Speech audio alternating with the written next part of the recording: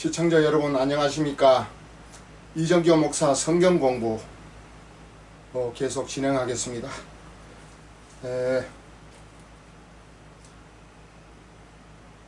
오늘은 성경 본문 고린도전서 2장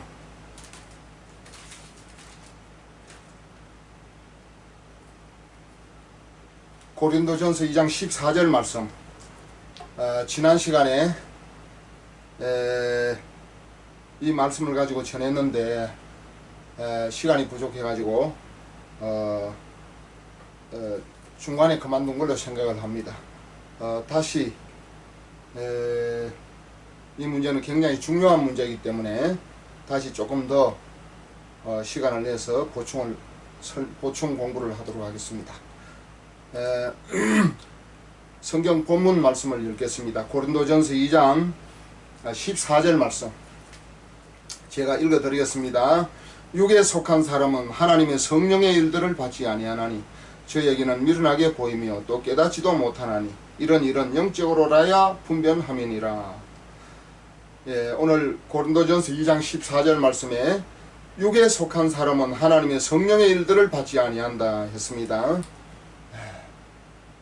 여기 육에 속한 사람이라 그랬습니다.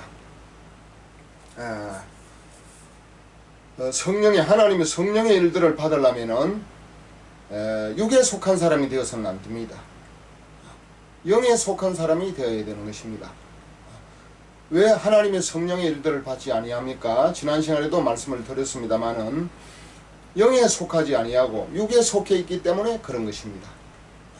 육에 속한 사람은 하나님의 성령의 일을 받지 아니합니다. 왜 그렇습니까? 영과 육은 서로 속성과 성품과 그 본질과 그 코드가 다르기 때문이에요. 그래서 서로 육신은 혼입니다. 육신이라 할 때는 혼을 언제나 생각을 해야 됩니다.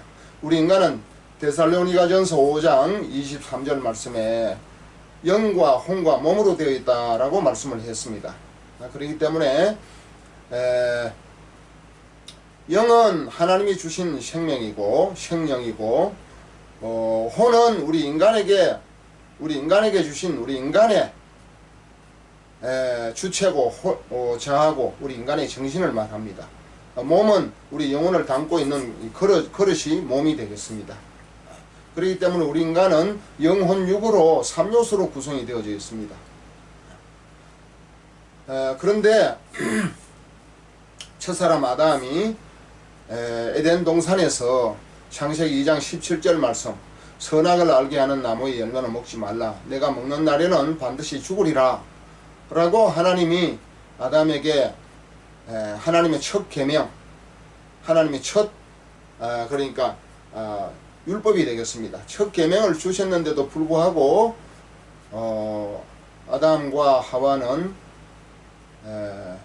뱀의 거짓말 유혹을 받아가지고 결국은 선악과를 따먹게 되고 말았던 것입니다. 그래서 선악과를 따먹게 되면 어떻게 된다고요? 내가 먹는 날에는 반드시 죽으리라 했기 때문에 무엇인가 죽어야 하는 것입니다. 무엇이 죽었습니까? 아담은 선악과를 따먹고 난 이후에도 육신은 살아 있었습니다. 창세기 5장 5절 말씀에 보면은 육신의 생명은 930세까지 살았어요. 혼도 살아있다고 봐야 됩니다. 왜? 아담의 저하고 주체고 정신이기 때문에. 아담이 하나님 앞에서 서로 대화도 하고 또 무섭고 두렵고 떨려서 나무 사이에 숨기도 하고 했던 것은 혼이 한 것입니다. 근데 영은 하나님이 주신 영, 이 생명, 창세기 2장 7절 말씀에 하나님이 흙으로 사람을 지으시고 그 코에 생기를 불어넣으시니 사람이 생명이 된지라 그랬거든요. 사람이 생명, 살아있는 영이 되었습니다. 근데 이 생명이 선악과를 따먹을 때 내가 먹는 날에는 반드시 죽으리라 하는 말씀대로 영은 죽고 혼과 육신은 타락하고 부패하게 되었다라고 성경 전반에서 말씀을 하고 있는 것입니다. 이때 우리 인간은 선악과를 따먹음으로 말미암아 영이 죽게 되었다 하는 것을 우리가 분명히 알아야 그 이후부터 성경이 이제 잘 풀려지게 되어 있는 것입니다. 많은 사람들은 이 성경을 읽으면서도 이 문제를 제대로 깨닫지 못하고 우리 인간은 그냥 막연히 영혼이 온전히 건강한 줄 압니다. 영혼이 건강하게 살아있으면 예수 믿고 말고 할 필요가 없어요. 그냥 잘 살다가 하늘나라에 가면 되는 것입니다. 우리 영혼에게 문제가 왔기 때문에 하나님께서 예수님을 보내주셨고 또 이 성경을 66권이나 되는 이 두꺼운 성경을 우리에게 주신 것입니다. 그래서 고린도전서 2장 14절 말씀에 육에 속한 사람은 하나님의 성령의 일들을 받지 아니하나니 했기 때문에 오늘 말씀의 주제는 제목은 육에 속한 사람인가 영에 속한 사람인가 이러한 제목이 되겠습니다. 육에 속한 사람인가 영에 속한 사람인가. 육에 속한 사람은 하나님의 성령의 일들을 받지 아니하지만은 영에 속한 사람이 되면은 하나님의 성령의 일들을 잘 받을 수가 있는 것입니다. 잘 받는다는 것은 잘 깨닫고 믿을 수가 있다 그 말입니다. 육에 속한 사람이 누굽니까? 좀 전에도 말씀을 드렸지만은 선악과를 따먹고 타락한 아담의 모든 후손들은 영은 죽고 혼과 육신은 타락하고 부패한 상태로 출생한다. 그렇게 볼 수가 있는 것입니다. 그러면은 육에 속한 사람이 누구입니까?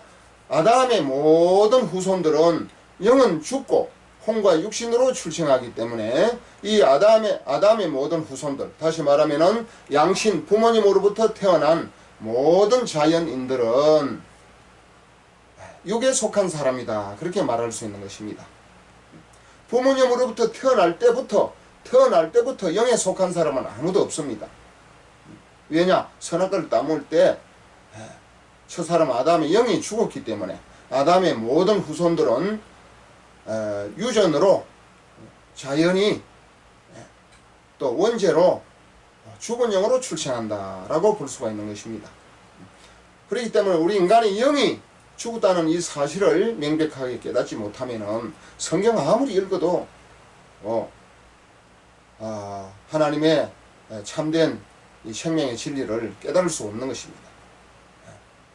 오늘 이 문제가 굉장히 중요한 문제예요. 그래서 우리가 전도를 해보고 또 여러 가지 이제 말씀도 전해보고 이렇게 해보지만은 사람들이 이상하게 하나님의 성령의 일, 구원의 이 복음의 말씀, 이 성경의 이 진리의 말씀, 또 우리 영혼의 양식이 되는 이 생명의 말씀을 받지를 않는 거예요. 이 성경 말씀은 영혼의 양식인데 우리 영혼을 구원하는 이 구원의 복음의 말씀인데 우리가 이 땅에서 가장 중요한 것이 하나님의 말씀을 통해서 영혼이 구원을 받아야 될 거 아닙니까? 그런데 많은 사람들이 이 하나님의 말씀을 다 외면하고 무시하고 그냥 하찮게 생각하고 일종의 종교 일종의 종교로 취급하고 이 하나님의 성령의 일들을 받지 않는 것입니다. 얼마나 안타깝습니까? 먼저 믿은 사람이 볼 때는 안타까워 말도 못하는 거지요. 왜 안타깝지요? 그런 식으로 살다가 평생 영원히 이 땅에서 삽니까? 육신의 생명이 평생 삽니까? 저 사람 아담은 930세까지 살았고 그래서 죄악이 많아가지고 하나님께서 노아 시대의 홍수를 통해서 노아의 그 8가족을 통해서 인간의 수명이 120년으로 줄어드는 것이 아니겠습니까? 평생 육신적으로 건강히 살아봐야 120년 정도 사는 거예요. 우리나라 평균 수명이 100년도 안 됩니다. 100세 인생 노래는 있지만 하나의 희망사항이지. 물론 100세 이상 사는 사람들이 소수, 아주 극소수 있기는 있습니다. 그렇지만 보편적이지는 않잖아요. 우리 육신의 생명이 이 땅에서 영원히 삽니까? 인간이 강건하면 인간의 연수가 70이고 강건하면 80이라 그랬는데 시편에서 요새는 의학도 발달되고 운동도 많이 하고 뭐 그래서 수명이 조금 연장이 되었는지 모르겠습니다만은 뭐 100살 이상 사는 사람도 뭐 소수지만 있기는 있습니다. 그렇기 때문에 육신의 생명은 100살 산다 치더라도 육신의 생명이 죽은 이후에는 어떻게 됩니까? 두 가지 길밖에 없어요. 하나는 하늘나라, 하나는 지옥을 간다고 성경이 기록하고 있습니다. 지옥은 비참한 상태예요. 인간이 갈 곳이 못 됩니다. 펄펄 끓는 유황불 속에서 그 행보를, 그 고통을 받으려면 얼마나 비참하겠습니까? 얼마나 고통스럽겠습니까? 그 대신 또 하늘나라, 낙원에 가서는 참 영원한 영생복락을 누리며 살 수 있는 곳이 하늘나라. 사도 바울이 환상 가운데 갔다 왔던 그 낙원이 아니겠습니까? 그 낙원을 두고 낙원을 가야지 낙원을 두고 지옥을 가서 되겠습니까? 이 운명의 이 갈 길이 엄청 중요한 것입니다. 그렇기 때문에 이 하나님의 성령의 일들을 받아야 우리가 하늘나라 가는 길을 발견하고 거기에 필요한 구비 조건, 구비 자격을 갖출 수가 있는 것입니다. 오늘 고린도전서 2장 14절 말씀에 육에 속한 사람은 하나님의 성령의 일들을 받지 아니한다. 성령의 일들을 받지 아니하는 그 이유와 원인이 무엇입니까? 육에 속했기 때문에 그런 것입니다. 그러면 영에 속하면은 하나님의 성령의 일들을 잘 받을 수밖에 없는 것입니다. 우리 인간은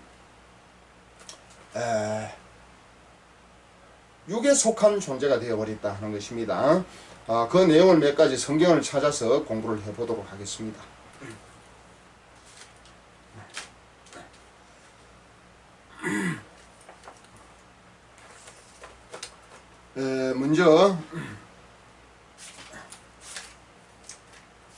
먼저 로마서 7장 찾아보겠습니다.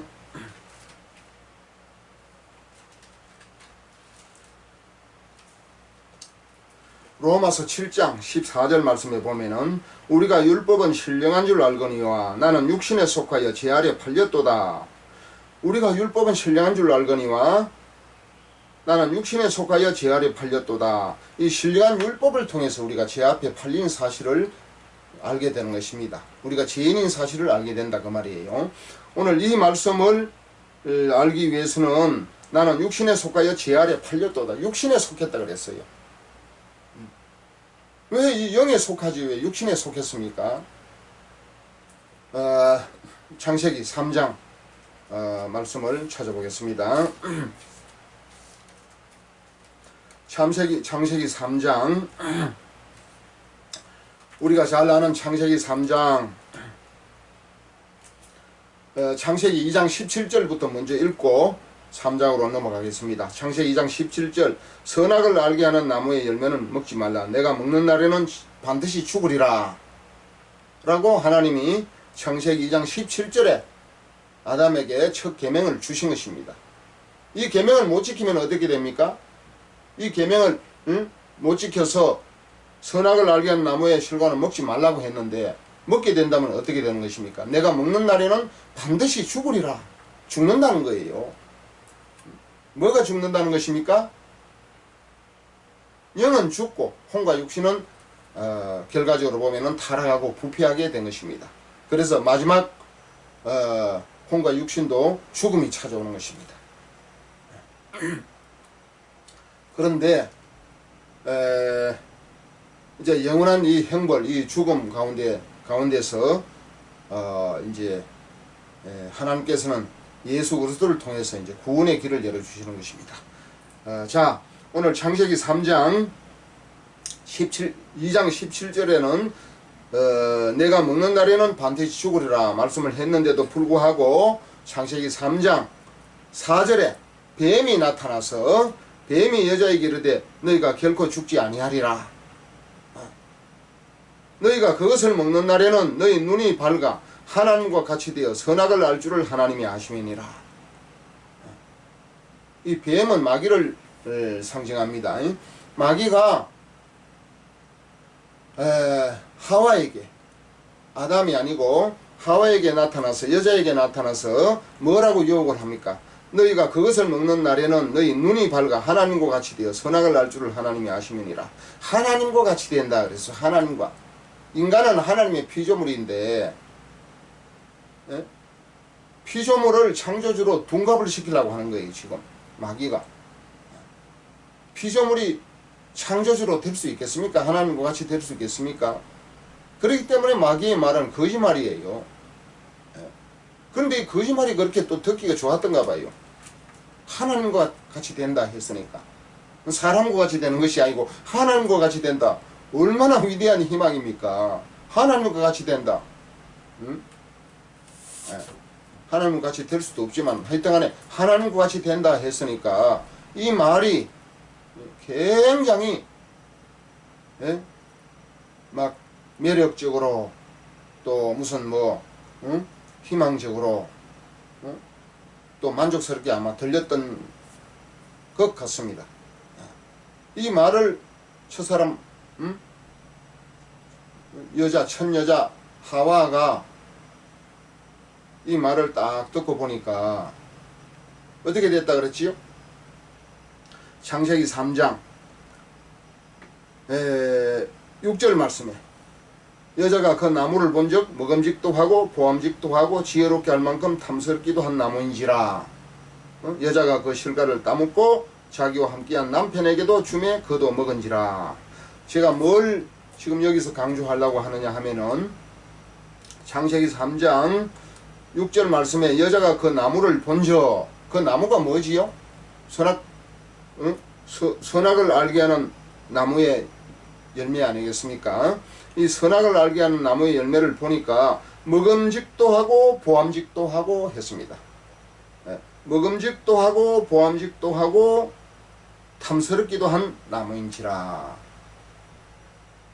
자, 아까 로마서 7장 14절에 뭐라고 했지요? 로마서 7장 14절 다시 제가 찾아서 읽어드리겠습니다. 로마서 7장 14절 이걸 잘 보셔야 됩니다. 로마서 7장 14절 우리가 율법은 신령한 줄 알거니와 나는 육신에 속하여 지 아래 팔렸도다. 육신에 속하여 지 아래 팔렸도다 그랬습니다. 육신에 속하면 지 아래 팔리는 거예요. 주에게 들어가는 거예요. 영에 속해야 되는 거예요. 영에 속해야 된다는 말씀은 창세기 2장 17절 말씀을 지키는 것입니다. 지킨다는 것은 뭐예요? 선악을 알게 하는 나무의 열매는 먹지 말라 했으니까 안 먹어야 되는 거예요. 선악을 알게 하는 나무의 열매는 따든지 갖고 놀든지 따가지고 뭐 공차기를 하든지 입에 넣어 보든지 뭐 때려 부숴 보든지 뭐 먹지만 안 하면 되는 거예요. 입에 넣어도 먹지만 안 하면 되는 거예요. 먹으면 안 되는 거예요. 뭐 입에 넣었다 뱉는 거는 괜찮아요. 이 먹으면 골치가 아픈 거예요. 예. 눈으로 보고 만지고 손으로 뭐 호주머니 갖고 댕겨도 아무 관계 없어요. 먹지만 안 하면 되는 겁니다. 먹지 말라고 했기 때문에. 그런데 하와가 여자가 그 나무를 본즉 자 봅시다. 먹음직도 하고 보암직도 하고 탐스럽기도 했잖아요. 먹음직도 하고 보암직도 했습니다. 그 선악과 열매를 보니까 먹음직스럽고 보암직스럽고 탐스럽기도 한지라. 이거는 육에 속하는 겁니까? 영에 속하는 겁니까? 먹음직도 하고 보암직도 하는 것은 먹는 거 아니에요. 육에 속하는 거 아닙니까? 육에 속하는 겁니다. 이것을 제가 가르쳐 주려고 가르쳐 드리려고 하는 말이에요. 우리 인간은 육에 속해 있느냐 영에 속해 있느냐. 이것은 신앙의 두 기준을 말씀을 하고 있는 것인데 그것이 무엇이냐? 육에 속해 있느냐 영에 속해 있느냐. 이것이 기준이에요. 바로 인간은 에덴 동산에서부터 육과 영의 선택을 요구받았다. 그렇게 볼 수가 있는 것입니다. 그렇기 때문에 육에 속해 있느냐 영에 속해 있느냐 이 명백한 구분이 신앙생활을 바르게 하느냐 바르게 못하느냐에 달려있는 기준이 되는 것입니다. 이 신앙의 기준과 원리를 정확하게 모르면은 평생 신앙생활을 한다고 해도 이 기준이 불분명하면은 헛수고 헛고생하다가 결국은 멸망을 당할 수밖에 없는 것이에요. 그렇기 때문에 이 육에 속해 있는지 영에 속해 있는지 이것이 굉장히 중요한 것입니다. 신앙생활에.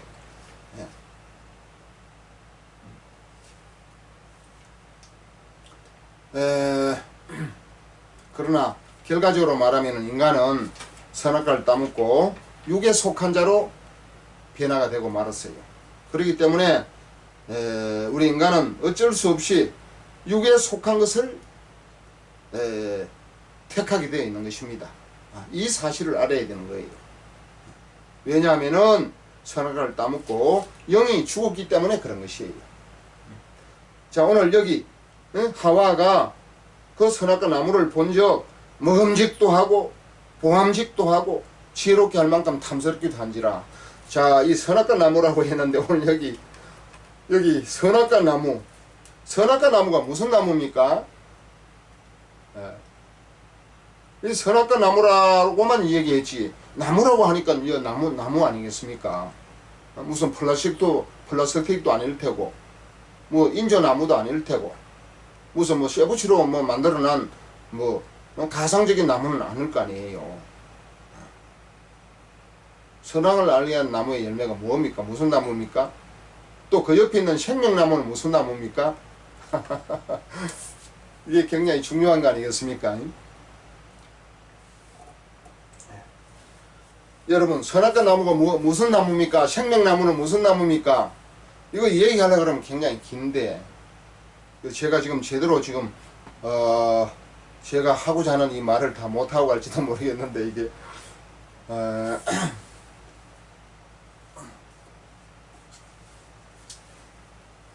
그러면은 이미 말을 꺼냈기 때문에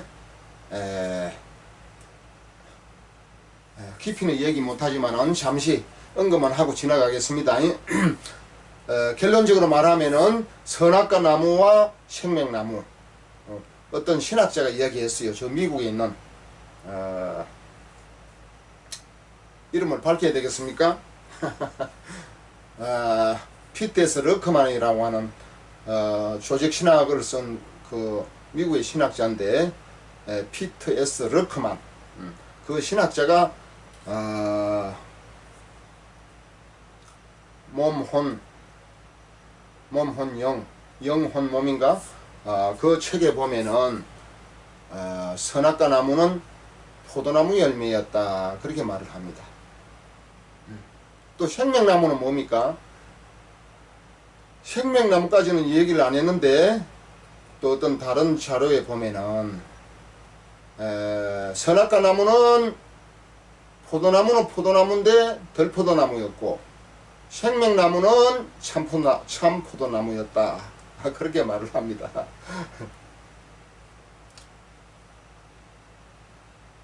에덴 동산에 가서 뭐 선악과 나무를 본 적도 없으니까 이 성경 공부를 하는 시청자 여러분들은 하나의 가설로 들어도 괜찮습니다. 그러나 상당한 일리는 아마 있을 것으로 생각을 하는데, 여러분 포도나무 있잖아요. 그 거봉, 요새 새로 개량돼 가지고 나오는 거봉 포도, 그런 포도를 보면은 시커멓게 막 익은 그 포도를 보면은 먹음직스럽고 보암직스럽고, 그리고 막 포도나무가 막 수십 개가 막 포동포동하게 달린 그 거봉 포도나무 한번 보세요. 그걸 보면은 아주 지혜롭게 할 만큼 탐스럽게 보입니다. 지혜롭게 할 만큼 아주 탐스럽게 보이잖아요. 거봉 포도 있잖아요. 큼직한 포도. 요새 아주 시장에 잘 나오는 그 시커멓게 익은 그 포도나무 열매가 막 탐스럽게 주렁주렁 익은 그 포도나무를 한번 보세요. 얼마나 탐스럽게 보이는지. 아주 막 지혜롭게 할 만큼 탐스럽게 보이지 않습니까? 막 목이 마르고 막 배고플 때 그 포도송이 하나 막 먹고 싶은 그런 생각이 안 듭니까? 이 병원에 가면은요, 환자들이 뭐 입원하거나 수술하거나 치료를 받을 때 보면은 밥을 못 먹기 때문에 그 링겔 주사를 간호사들이나 주지 않습니까? 그 링겔 주사액이 포도당이라고 그러잖아요. 포도당이라고 하면 포도의 원료가 포도당 아니겠습니까? 또 우리 뭐 기독교 신자들이나 성도들이나 또 뭐 목회자들이나 이런 분들이 어떤 무슨 문제가 있어가지고 뭐 금식기도 같은 거 할 때 저도 다니엘 3주간 금식기도 해봤습니다. 다니엘 3주간 37, 21일 금식기도 아닙니까? 21일 금식기도 하면 막 막 영혼이 빠졌다가 들어갔다가 빠졌다가 빠져놓을 것 같아요. 배가 고파서 견딜 수가 없습니다. 그럴 때 이제 다니엘 3주간 37, 21일 기도를 마치고 제일 먼저 먹는 게 뭔 줄 압니까? 포도나무 열매입니다. 포도나무. 왜? 그것이 제일 이 육신의 흡수가 빠르고 제일 건강에 좋다 그래가지고 장기간 금식을 하고 난 그 금식자들이 가장 먼저 먹는 그 음식이 바로 포도나무 열매인 것입니다. 그런데 이 포도나무는 이제 두 종류로 생각을 할 수가 있습니다. 이 포도는 예수님의 피를 상징합니다. 성경에 보면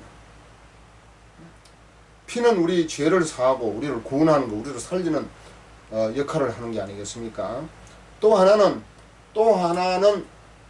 예수님의 피를 상징하는 것은 포도즙이고요. 또 포도를 발효를 하면 뭐가 됩니까? 술이 되는 것입니다. 포도주가 되는 것이에요. 이 포도주는 먹으면은 취해가지고 실수를 하지 않습니까? 대표적인 사람이 누구지요? 창세기 9장. 창세기 9장에 나오지요. 창세기 9장 21절 말씀에 노아가 그 하나님의 심판, 물심판을, 방주를 지어서 물심판을 잘 피하고 방주에서 나와가지고 농사를 지었습니다. 이제 밭에 논에 들에 농사를 지었는데 무슨 농사를 지었느냐면 포도나무 농사를 지었어요. 물론 여러 농사를 지었겠지요. 근데 포도나무가 너무 잘 된 거예요. 그래서 그 포도나무를 아마 뭐 술로 만들려고 해서 만들었는지 그거는 모르겠습니다만 하여튼간에 창세기 9장 21절에 포도주를 했습니다. 포도즙이 아니고 포도주를 마시고 포도가 아마 발효가 됐겠지요. 오래 놔두면 발효가 돼서 술이 되는 거니까 포도주를 마시고 취하여 그 장막 안에서 벌거벗은지라. 창세기 9장 21절. 이 하나님의 종 위대한 그 홍수 심판에서도 구원을 받은 이 노아가 포도주를 마시고 취해가지고 벌거벗어 버렸단 말이에요. 취해가지고 그래가지고 실수를 해서 셈, 함, 야벳이 있는데 뭡니까? 함의 아들 그 가나안을 저주를 해가지고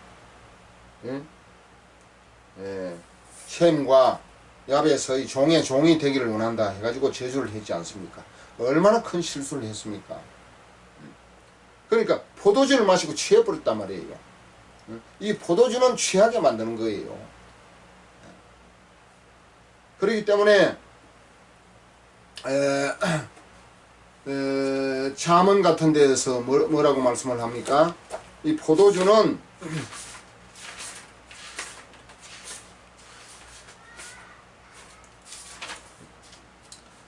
포도주는 잠언 14장 9절 말씀에 미련한 자는 죄를 심상히 여겨도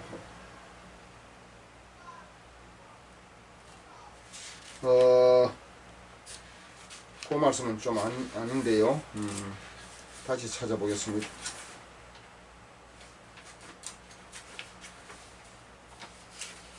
포도주는 쳐다보지도 말라고 그랬잖아요. 자문의 말씀이 있는데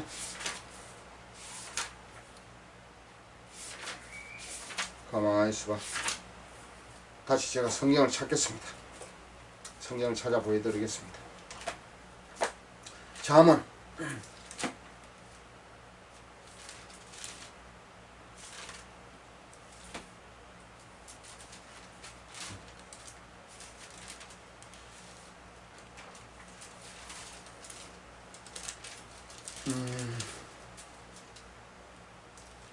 잠언 말씀을 찾겠습니다.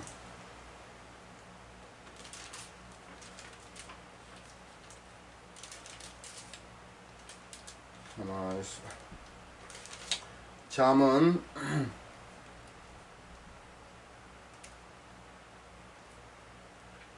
잠언 23장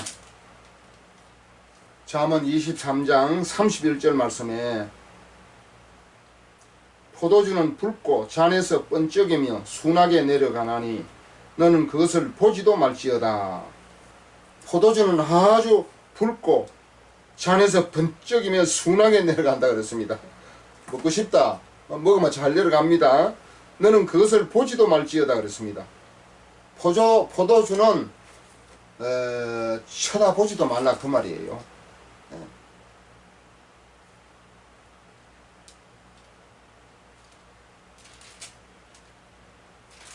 포도주는 쳐다보지도 말아야 됩니다.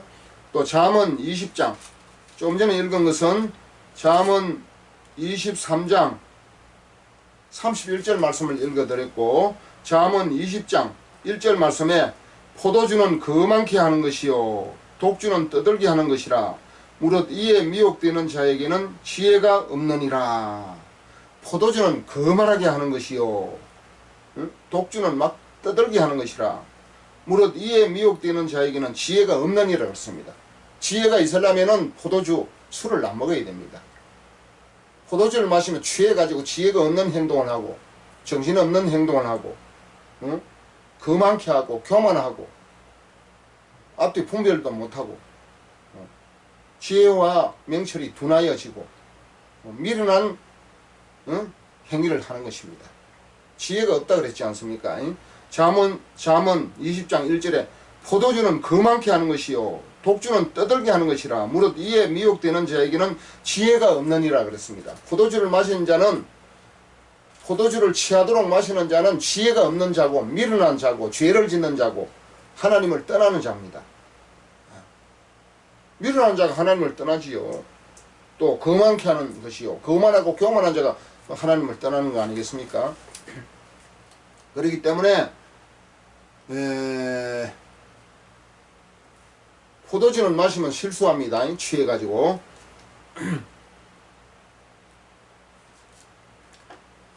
그래서 포도주는 두 가지 그 요소가 있습니다. 취해가지고 실수하게 하는 것. 또 하나는 포도즙은 그러니까 생명나무는 이거는 들포도를 말하는 것입니다. 들포도는 뭐라 그랬지요?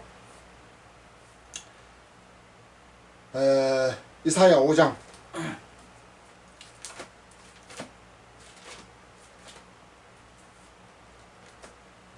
이사야 말씀을 찾겠습니다. 오늘 생명나무와 선악과 나무를 지금 얘기하고 있는 중입니다. 굉장히 중요합니다. 생명나무 여러분 무엇입니까? 무슨 나무라고 딱 나와 있지는 않는데 성경 말씀을 유추해서 어떤 나무인지 지금 찾고 있는 겁니다. 그래서 생명나무는 참포도나무고 선악과 나무는 덜포도나무다. 그래서 어떤 학자의 설명에 해석에 근거해 가지고 제가 덧붙여서 말씀을 드리고 있는 중입니다. 이 사실은 여러분들이 믿어도 되고 안 믿어도 아무 상관이 없습니다. 그냥 우리가 연구하는 거니까 선악과 나무가 뭔지 생명나무가 뭔지 그냥 유추해 보는 것 뿐이에요. 포도나무 아니라도 아무 관계 없습니다.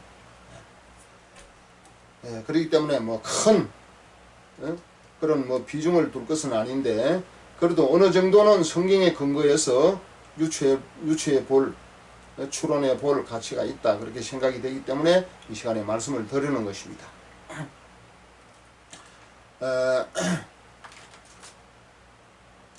지금 들포도나무 지금 찾아보려고 하다가 이사야 5장 2절 말씀을 제가 읽어 드리겠습니다.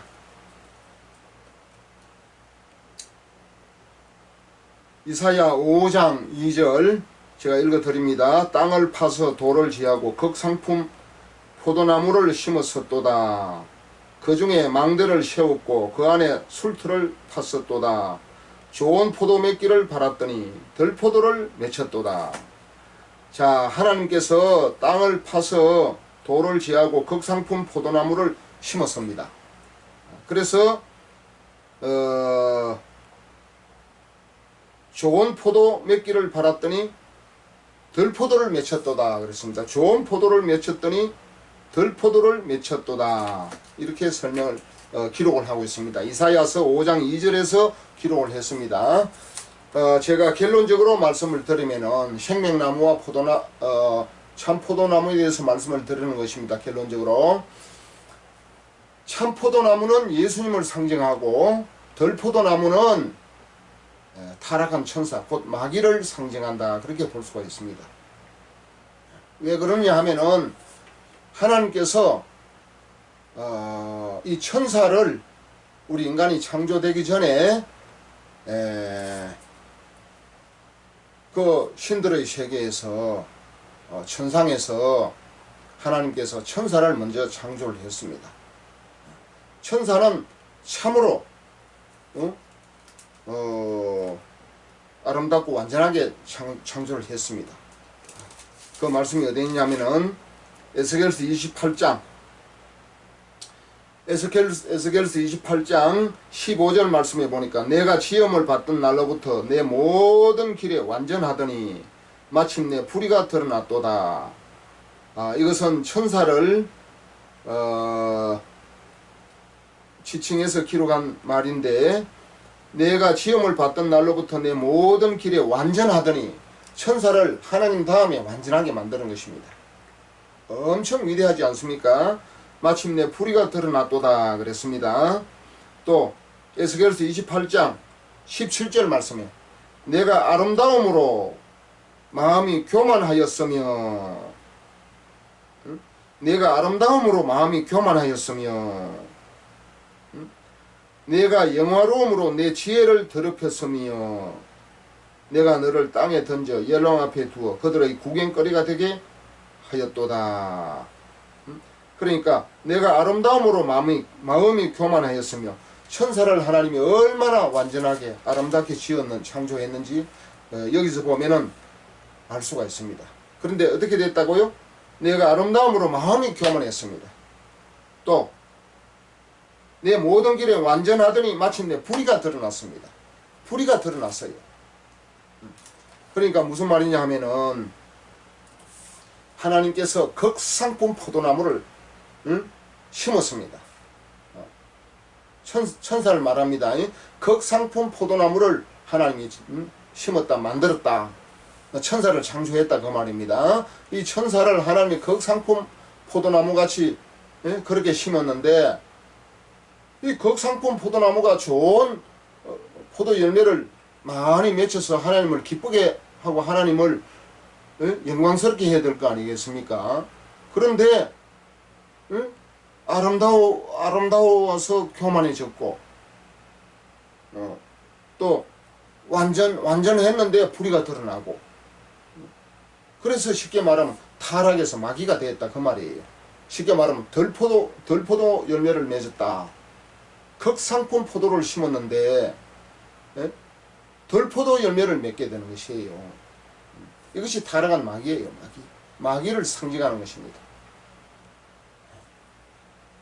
그래가지고 아담과 하와가 생명나무 열매는 따먹지 못하고 예수님과 가까이 해서 예수님의 말씀을 받지는 아니하고 이 들포도 마귀의 말을 듣고 들포도를 따먹고 막 따먹었다는 것은 마귀의 말을 듣고 타락하고 부패하게 되고 마는 것입니다. 그러니까 이 들포도나무는 마귀를 상징한다.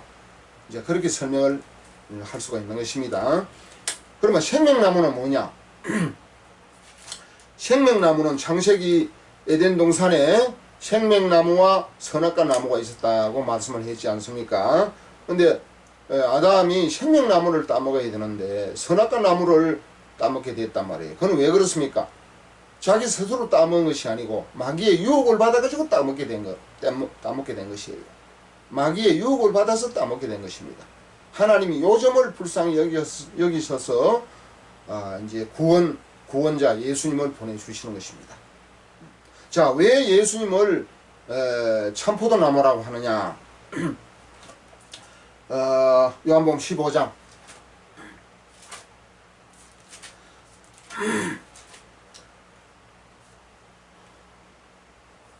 요한복음 15장 1절 말씀에 내가 참포도나무요 내 아버지는 그 농부라.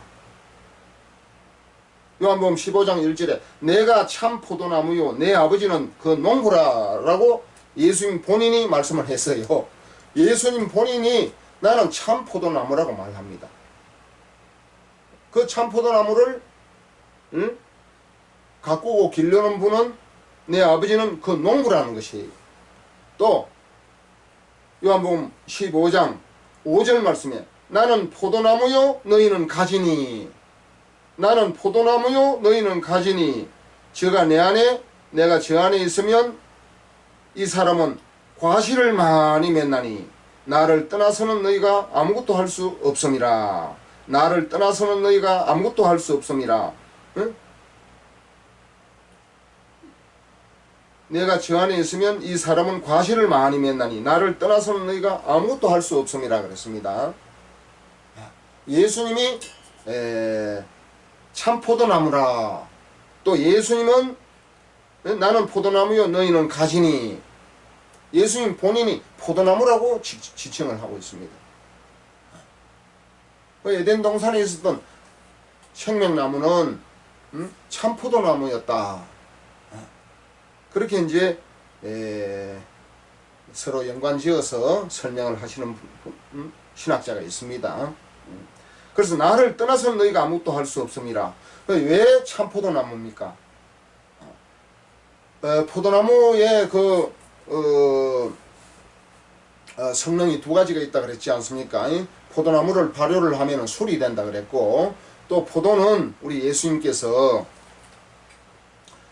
피 흘림이 없이는 사함이 없다. 히브리서 9장 22절에 말씀을 했지 않습니까? 우리 인간이 죄를 지었을 때 이 죄를 사하는 것이 이제 예수님의 피입니다. 육체의 생명이 피에 있음이라 했기 때문에 예수님의 피, 육체의 생명을 상징하는 것, 그것이 피인데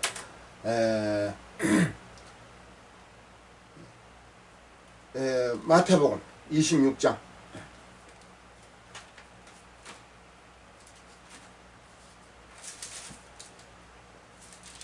마태복음 26장 28절 말씀을 제가 읽어드리겠습니다.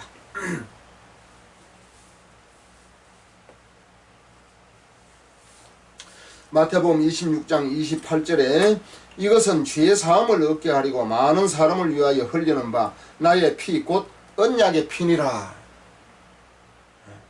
예수님이 우리 인간의 모든 죄를 용서해 주시려고 죄의 싹은 사망, 로마서 6장 23절에 죄값은 사망, 죽음이기 때문에 죄 없는 예수님이 이 땅에 오셔서 죄 없는 예수님이 죄 있는 우리 인류를 대신해서 십자가에 죽어 주실 때 우리의 죄가 용서받고 사해지는 것입니다. 그래서 구원이 되는 것입니다. 우리 인간의 구원의 내용이 뭐라 그랬습니까? 제사함 받고 거듭나는 것이라 그랬잖아요. 많은 사람들이 예수님이 십자가에 죽으신 이유와 목적도 모르고 예수님이 죽고 난 이후에 예수님을 어떻게 믿어야 되는지 그 내용을 잘 모른단 말이에요. 그러니까 쉽게 말해서 구원의 내용을 모르는 거예요. 우리 인간은 죄인인데 죄인은 지옥 가잖아요. 죄인이 지옥 가는 것입니다. 죄를 벗겨주고 풀어주고 죄를 끊어줘야, 죄인을 의인으로 만들어줘야 구원이 되는 것이에요. 마태복음 1장 21절 말씀에 아들을 낳으리니 이름을 예수라 하라. 이는 그가 자기 백성을 저희 죄에서 구원할 자이심이라 하니라. 저희 죄에서 구원하러 우리 예수님이 오신 거예요.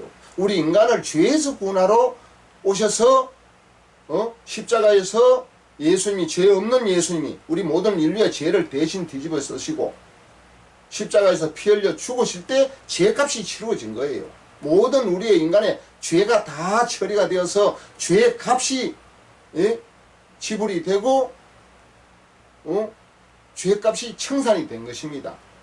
예수를 믿는다 하는 것은 내 대신 예수님이 죄값을 지불하려고 죽어주시고 3일 만에 부활하셨기 때문에 3일 만에 부활하셨다는 것은 3일 동안 죄값을 위해서 죽어주신 거예요.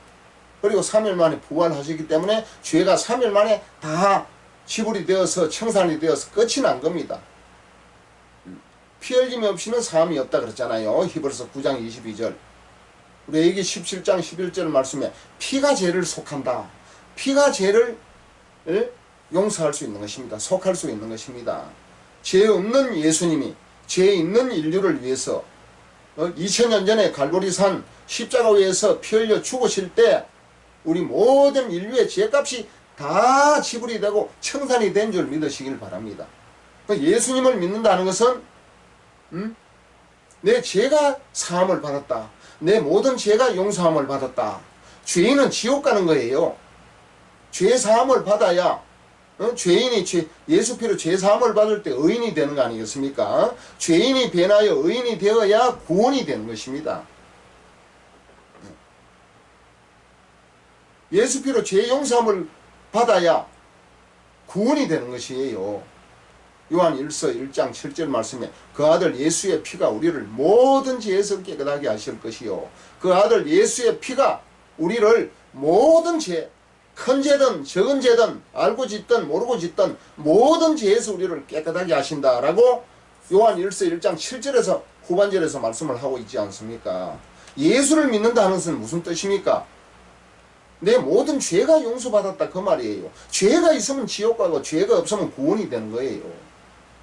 많은 사람들이 구원의 내용을 잘 몰라요. 구원의 내용을 몰라가지고 구원 받았습니까? 예, 나 교회 갔다. 교회 가서 예배 드리고 헌금 내고 기도하고 찬송하고 왔습니다. 뭐 무슨 교회 가서 기도하고 찬송하고 예배 드리고 헌금하면 그게 구원인 줄 압니다. 그거는 구원 받은 자가 하는 하나의 행위예요. 예. 어떻게 해서 그렇게 목회자들이 가르칩니까? 구원의 내용을 정확하게 가르쳐줘야 구원이 되는 거 아니겠습니까? 쉽게 말하면 죄와 사망과 율법 못 지킨 모든 저주에서 벗겨주고 풀어주고 끊어줄 수 있어야 구원이 되는 것이에요. 예? 많은 사람들 유튜브에 동영상 올라오는 거 여러 목사님들 설교 들어보면 구원의 내용이 없어요. 구원의 내용이 없는 설교 100번 1000번 들어보니 무슨 구원이 됩니까? 그럼 무슨 영혼의 유익이 되고 영혼의 양식이 되겠습니까? 보통 심각한 문제가 아니에요. 뭐가 심각합니까? 영적인 지도자 자신이 구원 자체를 못 받았어요. 구원의 복음이 없어요. 구원받지 못한 영적인 지도자가 목사 노릇을 하고 있으니 지옥 가려면 지 혼자 가지 왜 많은 양떼들 끌고 같이 지옥을 가느냐 그 말이에요. 얼마나 심각한 문제입니까? 그래놓고 막 큰소리 치면서 대접받으면서 막 목사가 대접받고 월급받고 뭐 하나님이 제일 많이 사랑받은 것처럼 막 활개를 치고 돌아다닙니다. 제사함 받지 못하고 거듭나지 못하면은 구원이 안 되는데 구원 못 받은 목사들이 막 큰소리를 치고 활개를 치고 유튜브에 막 동영상 방송을 올리고 CBS, CT에서 막 나와가지고 막 방송을 하고 그래가지고 많은 사람을 전도한다 그러면 전도가 아니고 해녹이에요. 해녹. 지옥 가려면 구원도 모르는 목사가 지옥 가려면 지 혼자 가지 왜 애매한 양떼들 끌고 같이 지옥을 가느냐 말이에요.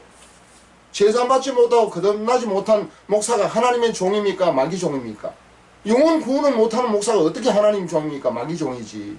마귀의 종이 하나님의 종으로 둔갑을 해가지고 위선을 해가지고 하나님의 종 노릇을 하는 거예요. 거짓으로. 얼마나 심각합니까? 평신도 양떼들이 이러한 성경의 내용을 깨닫습니까? 이런 걸 깨닫기는 거의 불가능해요.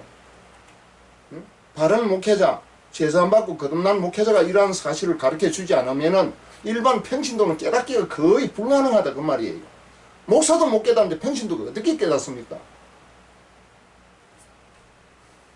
그 사람이 진짜인지 가짜인지 십자가의 대속의 복음이 있는지 없는지 뭐 개인적으로 말해볼 필요도 없어요. 요새는 하도 이 인터넷이 발달해 있기 때문에 많은 목사들이 막 유튜브에 설교 내용을 동영상에 올리지 않습니까? 그거 그냥 부담없이 툭툭툭 쳐가지고 내용 들어보면은 이 사람이 진짜 목사다, 가짜 목사다, 영혼을 구원할 수 있는 목사다, 영혼을 구원 못하는 목사다, 지 자신도 구원이 됐는지 구원이 되지 않는지 대번에 알아볼 수 있는 거 아니에요?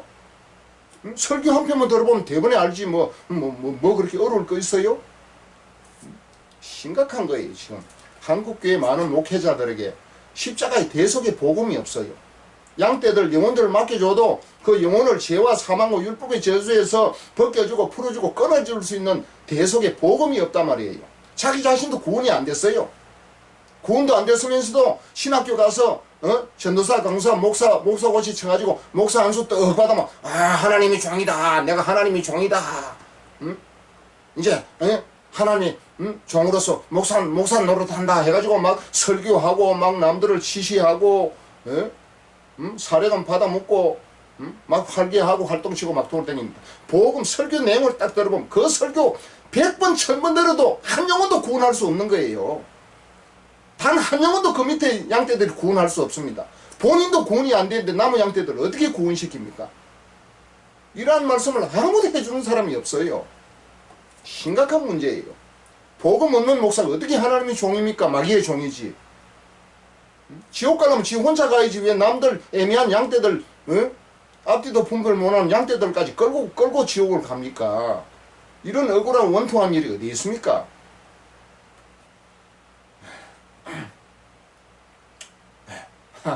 예, 괜히 오늘 좀 열을 좀 받았습니다. 너무너무 가짜 목사가 너무너무 많기 때문이에요. 가짜 목사가 막 진짜 목사인 양 막 정치적으로 막 활동을 하고 활개치고 돌아다니는 거 아주 과간이에요. 과간.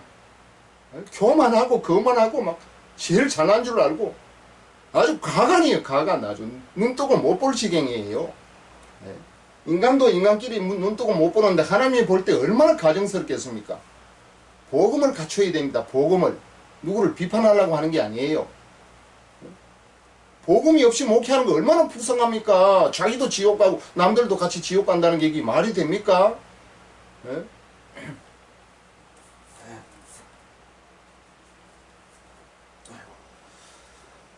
자, 다시 본문 성경 공부로 들어가겠습니다.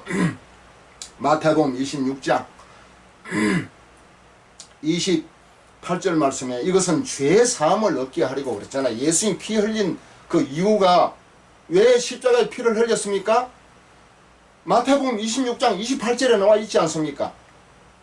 이것을 노예 같은 데 가면은 1년에 2차례씩 봄노예 가을노예 2차례씩 노예를 하는데 일부는 노예하기 전에 예배를 드리고 그 다음 이어서 이제 성례식 성찬 예식을 하지 않습니까? 근데 대부분 마태복음 26장 28절이나 또 고린도전서 11장 25절 그러한 말씀을 읽고 설교를 하는데 성례식 그 예배 설교를 하는데 죄사함을 못 시키는 설교를 한단 말이에요. 얼마나 답답합니까? 이것은 죄사함을 얻게 하려고 예수님이 피 흘리시고 살찌고 피 흘려서 그 성례식 그걸 기념하기 위해서 제사함 받은 걸 기념하기 위해서 성례식 하지 않습니까? 예수님의 몸을 상징하는 떡 예수님의 피를 상징하는 포도즙을 나누면서 피 색깔 아닙니까? 같은 색깔 포도즙을 나누면서 죄사함을 받은 것을 기념하고 그것을 또 더 많이 증거하려고 하는 대대로 물려주려고 하는 그 복음을 물려주려고 잊지 않게 하려고 하는 기념 예식 아니겠습니까? 그런데 막상 제3이 안 되는 설교를 하고 있는데 뭘 기념이 되겠어요? 뭔 그 성례식이 유익이 되겠습니까? 기가 차는 내용이에요. 기가 차는. 목사 자신이 구원도 못 받고 제3도 못 받고 거듭나지도 못한 상태에서 그냥 혼적으로 혼과 육에 속한 사람으로서 목회를 하고 있는 거예요. 근데 그 양떼들 아무도 모릅니다. 그냥 거룩하게 그냥 막 인간적으로 막 사랑 있게 뭐 친절하게 이렇게 목회하면 또 뭐 말씀을 인용해가지고 이것저것 뭐 주석 뒤져가지고 뭐 비슷하게 유사하게 설교하면 다 쏘가 넘어가게 돼 있어요. 그 양떼들 뭐 압니까? 신학을 한 사람도 그 모양인데 밑에 있는 양떼들 신학도 전문적으로 안 했는데 뭘 압니까? 목사 하는 소리가 그게 뭐 진리인가? 그게 복음인가? 그게 단가 하고 다 듣고 앉았지요. 그거 다 쏘가 넘어가는 거예요. 그 평생 신앙생활을 해가지고 구원을 못 받고 지옥에 가보세요. 그 얼마나 억울하고 원통합니까? 그 누구 책임이에요? 평신도는 책임이 아니지만은 영적인 지도자 목회자 책임 아닙니까? 목회자 책임으로서 영적인 양떼들의 그 영혼을 희생시키면 어떻게 됩니까? 그거 정신 차려야 되는 거예요. 다른 정신이 아니에요. 복음을 갖추는, 복음을 모르면 목회 그만 놓고 다시 재공부를 해가지고 복음을 갖춰가지고 목회를 해야 되는 거예요. 자꾸 속이고 위선으로 거짓말로 하면 안 돼요. 이런 복음 없는 목사들이 수두룩합니다. 수두룩해. 제3도 못 받고 거듭나지도 못한 목회자들이 뭐 큰 교회 맡아가지고 목회한다고 막 거만스럽게 돌아다니는 모습 과간이에요. 과간. 인간은 어찌할 수 없어요. 하나님 앞에 가면 심판받고 이제 뭐 행벌 받겠지요. 지옥 가겠지요. 거듭나지 못하는데 어떻게 하늘나라 갑니까? 지옥 가는 거지. 지옥 가려면 지 혼자 가야지 왜 애매한 양떼들까지 끌고 가느냐 말이에요. 얼마나 큰 문제입니까? 복음이 없으면 아무 일이 되는 게 없어요. 인간 육신적으로 뭐 믿음 있는 것 같고 뭐 교회 크게 사람 많이 모으고 뭐 인간적인 지혜와 수단과 뭐 인간적인 테크닉을 써가지고 뭐 교회를 부흥한다 하는데 복음 없으면 다 헛고생 헛수고입니다. 그 좋은 일, 그 인간 보기에 뭐 좋은 일, 선한 일 하고 지옥 가는 거예요. 제사 안 받지 못하고 거듭나지 못한 상태에서 아무리 예배를 드려본들 하나님하고 관계 있습니까? 인간의 어떤 기술로, 인간의 어떤 지혜로, 인간의 수단 방법으로 사람을 모아놓고 있는 것이 하나님이 모아준 거예요.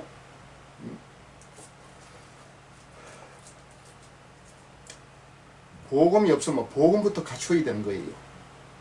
통탄하고 복음을 십자가의 대속의 복음을 정립하는 것이 가장 목회자로서 우선순위고 가장 기초적인 기본적인 자격이라고 말씀을 드릴 수가 있는 것입니다. 자, 마태복음 26장 29절 말씀에 28절에 이것은 죄 사함을 얻게 하려고 많은 사람을 위하여 흘리는 바 나의 피 곧 언약의 피니라. 언약 약속의 피니라. 이 피를 믿고 받아들이면은 죄 사함을 받는 거 아니겠습니까? 아니 죄 사함을 얻는 거 아니겠습니까? 죄 사함을 얻게 하려고 했기 때문에 죄 사함을 얻을 때 뭘 씁니까? 우리가 이제 보통 예수님의 몸을 상징하는 이제 떡 카스테라 빵을 사용하지 않습니까? 또 예수님의 피를 상징하는 포도즙을 사용합니다. 포도주가 아니고 포도즙. 그러니까 이 포도즙이 여기에서 예수님의 피를 대신해서 예수님의 피를 상징하는 하나의 재료로 사용하니까 얼마나 귀중한 것입니까? 이거 우리 사람이 만드는 게 아니에요. 예수님이 직접 하신 거예요.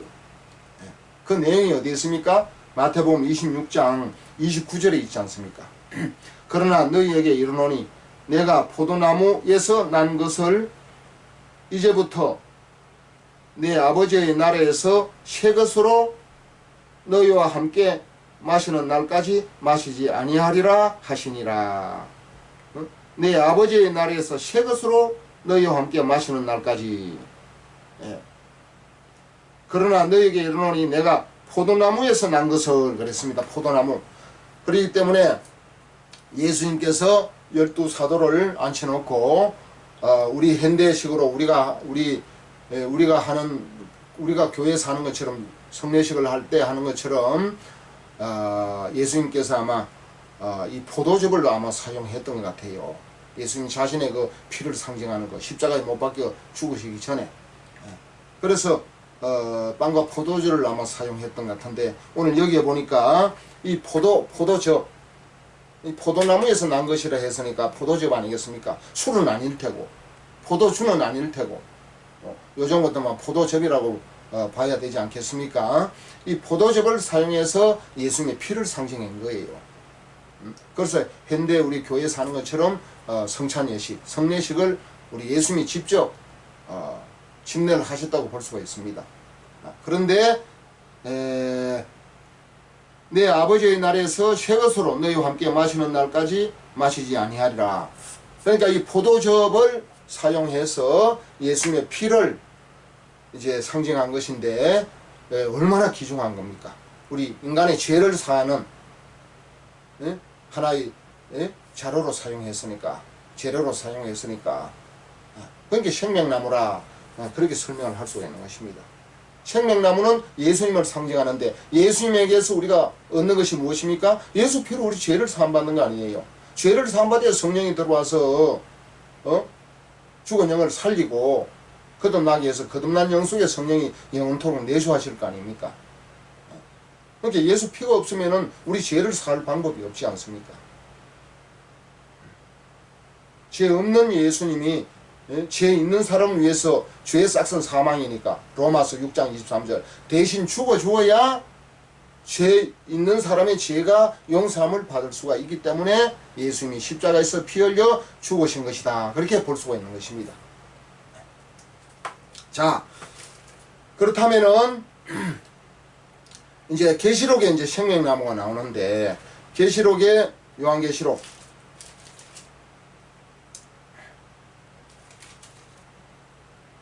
요한계시록 22장 14절 말씀에 생명나무가 있고,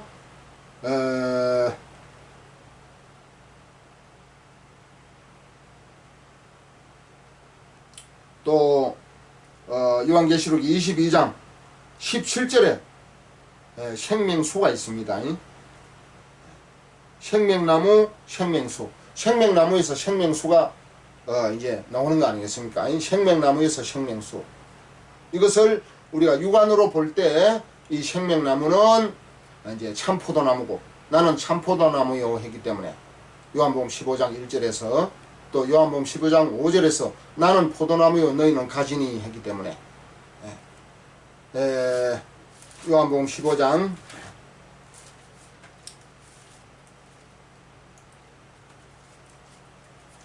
요한복음 15장 5절 말씀에 나는 포도나무요 너희는 가지니 저가 내 안에 내가 저 안에 있으면 이 사람은 과실을 많이 맺나니 나를 떠나서는 너희가 아무것도 할 수 없음이니라. 나를 떠나서는 너희가 아무것도 할 수 없음이니, 예수 피를 떠나서 우리가 제사함 받지 못하잖아요. 물론 여기는 생명나무, 포도나무에 가지가 붙어 있어야 된다는 것인데, 우리가 선악과를 따먹고 타락을 해서 하나님과 지금 관계가 끊어진 상태 아닙니까?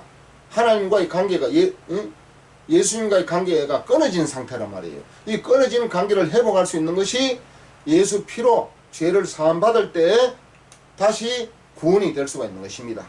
그렇기 때문에 나를 떠나서는 너희가 아무것도 할 수 없음이라.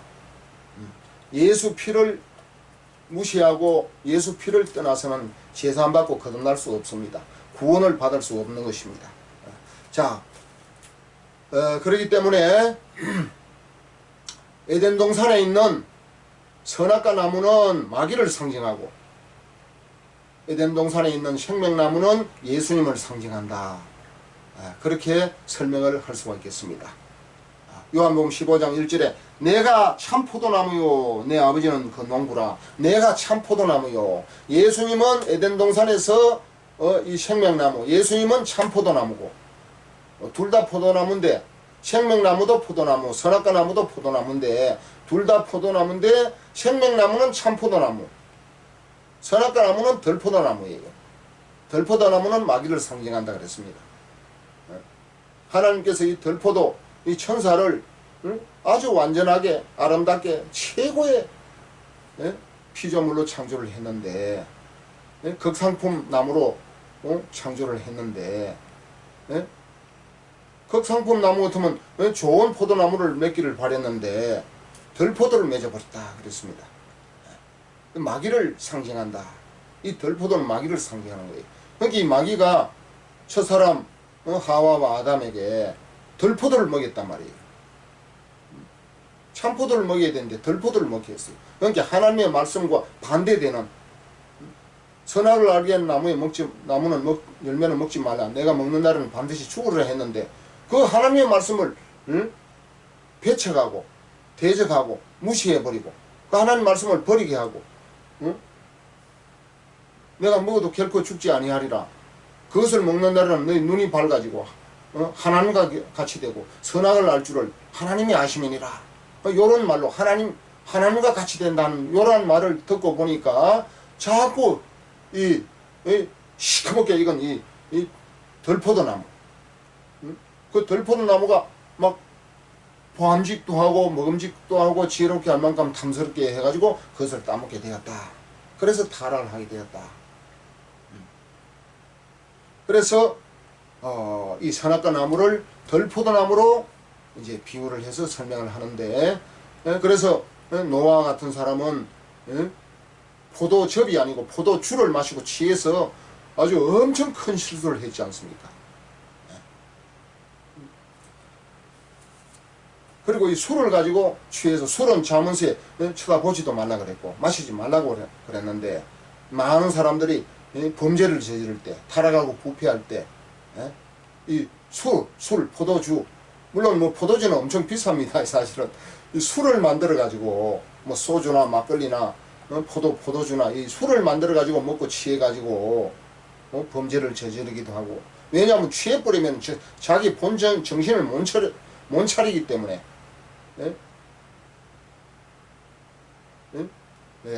실수를 하는 거예요.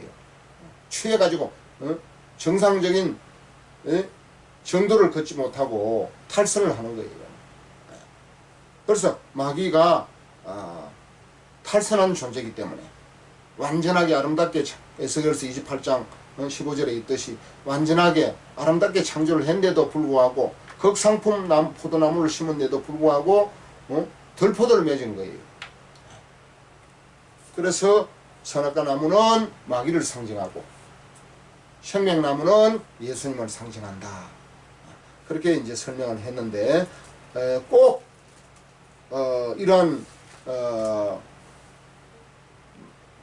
말씀을 설명을 통해 가지고 에덴 동산에 생명나무가 포도나무란다. 선악과 나무는 덜포도나무란다. 뭐 이렇게 뭐 추측을 할 수도 있지만은 그걸 막 비난을 또 할 필요는 없지 않겠습니까? 그냥 유추할 뿐입니다. 저 자신도 그냥 추측할 뿐이에요. 말씀을 근거해서 선악과 나무가 무엇인지, 생명나무가 무엇인지 물을 때 뭐 그 더 이상 좋은 설명이 있으면은 여러분들이 설명을 한번 해보시면 안 되겠습니까? 저는 그 정도로 설명을 하겠습니다.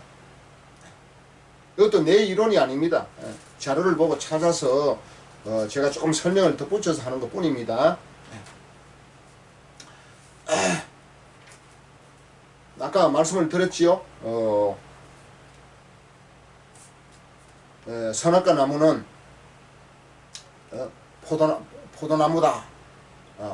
포도나무라고 했어요. 덜포도나무.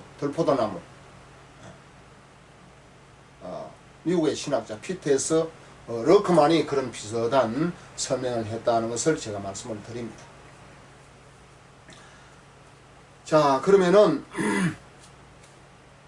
육에 속한 사람은 성령의 일들을 받지 아니하나니 했기 때문에 오늘 그것을 지금 공부를 하고 있습니다. 신앙에는 두 종류가 있습니다. 육에 속한 사람인가 영에 속한 사람인가. 이것은 창세기 에덴 동산에서부터 요구되고 구분되어 온 하나의 기준, 하나의 분별이라고 볼 수가 있습니다. 그런데 로마서 7장 14절에 육신에 속하여 제 아래 팔렸도다 그랬잖아요. 그러니까 첫사람 이 아담과 하와, 특별히 하와가 선악과 나무를 보니까 보암직스럽고 먹음직스럽고 지혜롭게 할 만큼 탐스럽게 해가지고 결국은 따먹고 말았다. 그렇게 말하고 있지 않습니까? 그러니까 보암직스럽고 먹음직스럽고 보암직스럽고 탐스럽다는 것은 육에 속했습니까? 영에 속했습니까? 먹음직스럽다, 먹고 싶다는 것은 보암직하고 먹음직하다는 것은 육에 속한 거 아니겠습니까? 그러니까 육에 속하여 선악과를 따먹고 죄 아래 팔린 거예요. 하나님 말씀을 불순종하는 것이 죄 아닙니까? 창세기 2장 17절 말씀을 불순종하고 어기고 배척하고 마귀의 말을 듣고 선악을 따먹는 것이 불법, 위법, 범법, 쉽게 말하면 죄 아래 팔리는 것이에요.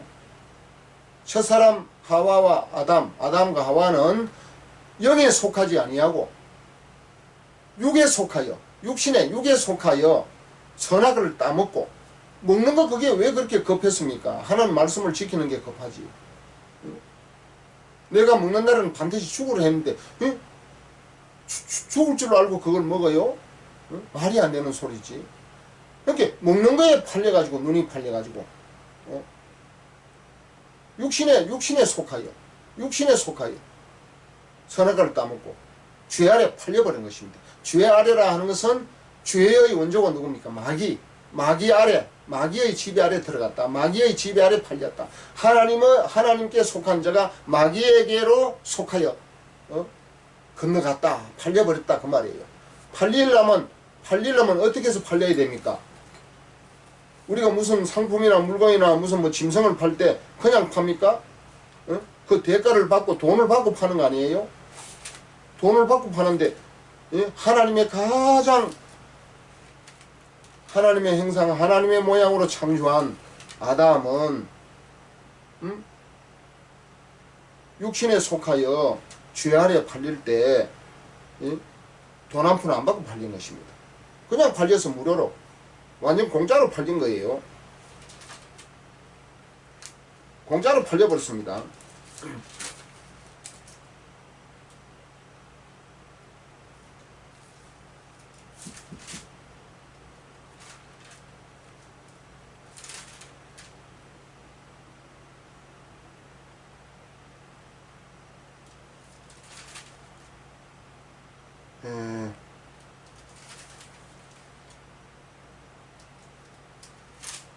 공짜로 팔렸다는 말씀이 어디 있지요?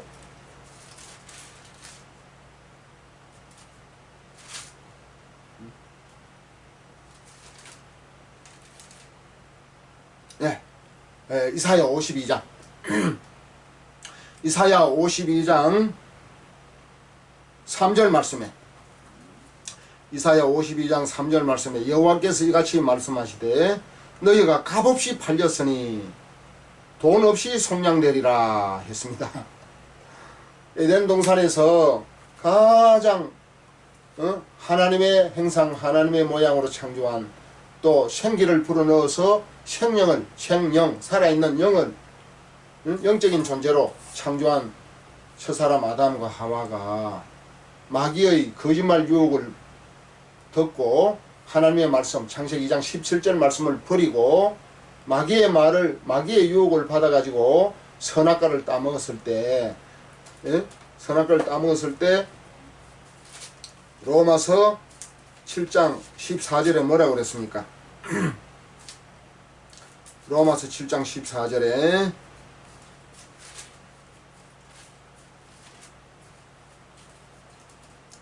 나는 육신에 속하여 죄 아래 팔렸도다. 육신에 속하여 죄 아래 팔렸도다. 죄 아래 팔렸도다 했어요.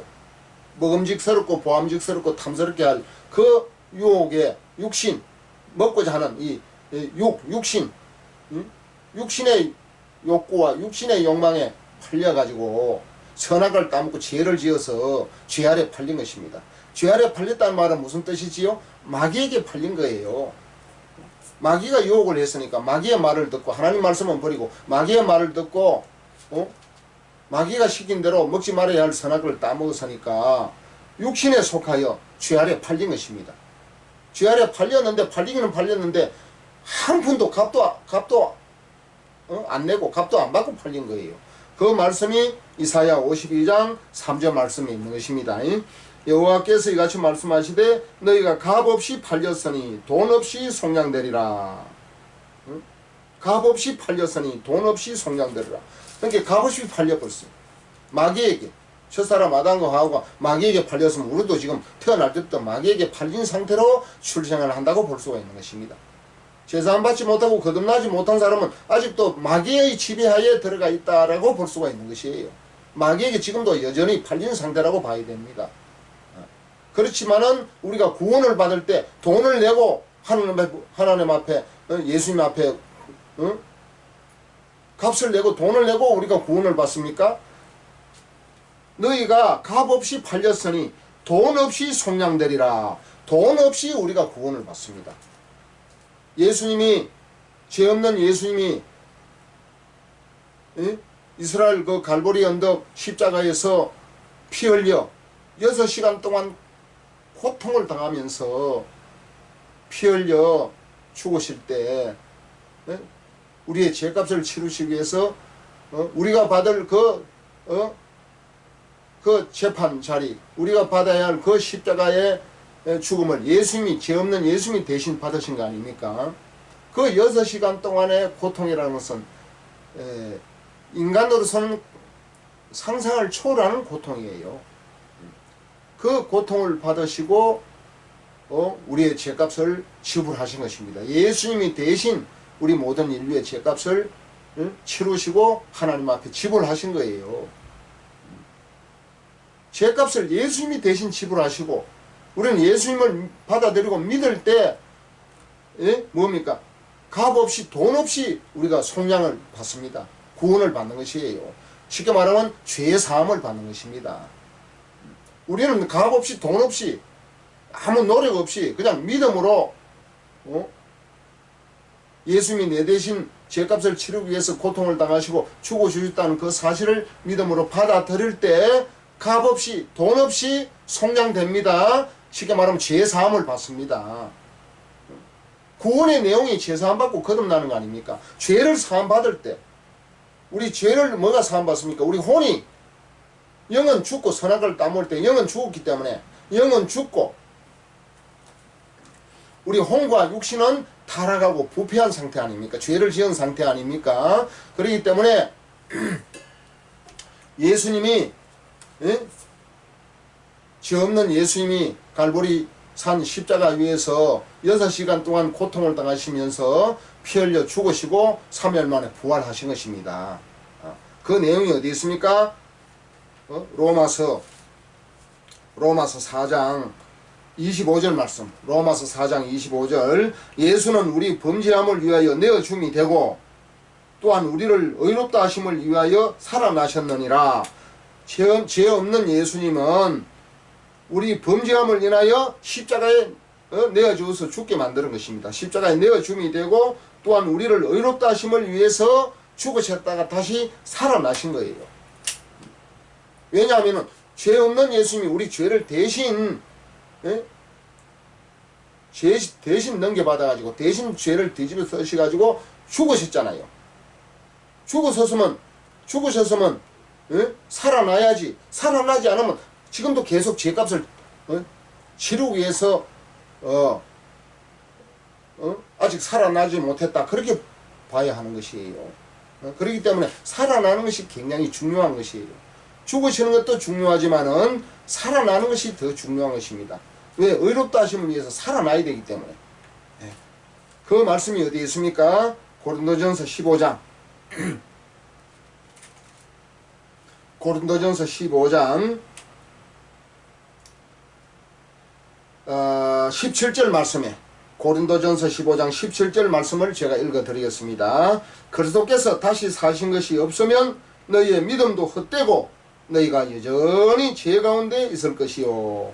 그리스도께서 다시 사신 것이 없으면 너희의 믿음도 헛되고 여전히 너희가 죄 가운데 있을 것이요. 그랬습니다. 예수님이 우리 죄를 대신 짊어지시고 우리 죄를 언제 짊어지셨지요? 요단강변에서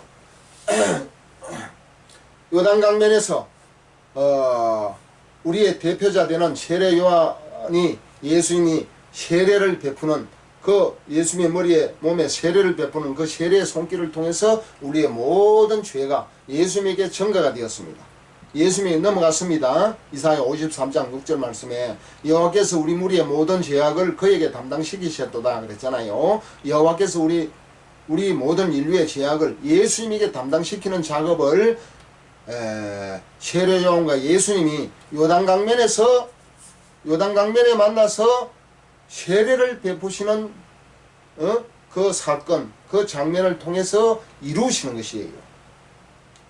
세례 요한은 여자가 낳은 자 중에 제일 큰 자라 했기 때문에 세례 요한은 우리 모든 인류의 대표자가 되어서 대표자의 자격으로서 죄 없는 예수님에게, 구세주 예수님에게